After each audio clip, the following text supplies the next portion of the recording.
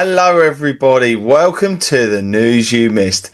Today is Thursday the 18th of September 2025 and we've got some weird and wonderful things going on out there. We've got Kash Patel going toe to toe with Congress, and I tell you what, he's not lying down and taking those punches, he's punching back heavily. We've got President Trump in the UK having a bit of a wander round, and dare I say it, he's there to see the king. He's not there to see the prime minister. So that's interesting in itself. But anyway, let's dive into the news and see where it takes us today. The European Commission has unveiled its toughest response yet to the Gaza war, proposing restrictions on trade with Israel and sanctions against extremist ministers. The plan would suspend parts of the EU-Israel Association Agreement, stripping Israeli goods of privileged access to European markets, but with Germany and Italy opposed, and others calling for harsher steps, approval looks unlikely. Israel has dismissed the move as morally and politically distorted, warning Europe that any actions will be met in kind. President Trump received a royal welcome at Windsor Castle, marking his unprecedented second state visit to the UK. King Charles III greeted him with Britain's largest military ceremony in decades, featuring over 1,000 troops, horse-drawn carriages and a 41-gun salute. Trump joined the king for a carriage procession before inspecting a guard of honour inside Windsor. The two shared lunch and viewed historic artefacts, while outside, thousands of protesters in London made clear their opposition to the visit. The US Federal Reserve has cut interest rates by a quarter point, its first move in 9 months. Chair Jerome Powell said the decision was guided by economic data and hinted more cuts could come before year's end.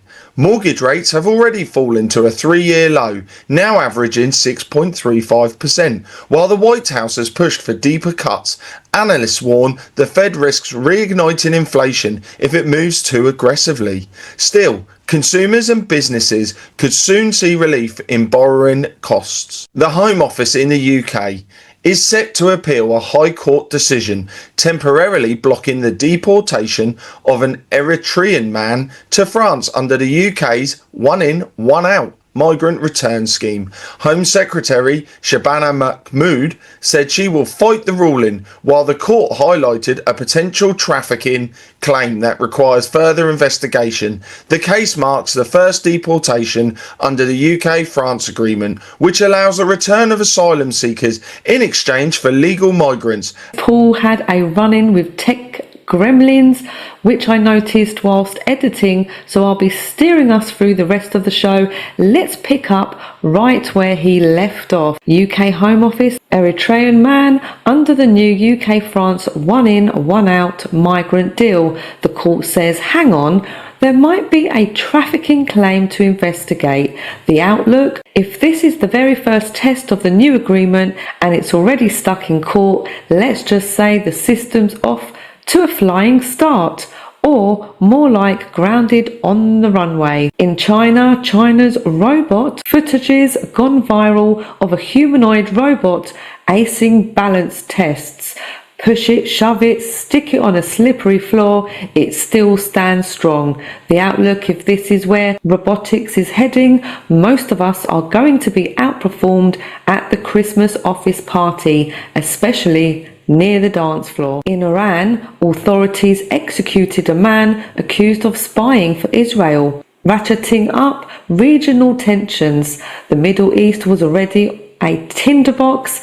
This is like someone turning up with extra matches. In North Korea, Kim Jong-un's government has reportedly banned the word hamburger for being too Western. If hamburgers are too risky, I don't even want to know what they will say about pizza.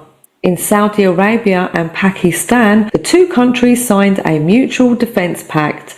An attack on one will be treated as an attack on both. The Outlook is basically a military version of I've got your back, bro. Let's just hope no one bumps into either of them in a dark alley. In Egypt, Cairo's proposing an Arab NATO a unified Arab defence force to protect member states. The outlook sounds bold. If NATO has taught us anything, it's that half of the battle is just getting everyone to agree on lunch, let alone military strategy. Over to Jimmy Kimmel. ABC has pulled the plug on Jimmy Kimmel's show indefinitely after his comments about Charlie Kirk. Kimmel might get some unexpected free time, Trump celebrating like he personally pressed the cancel button, and late night comedy just got less crowded.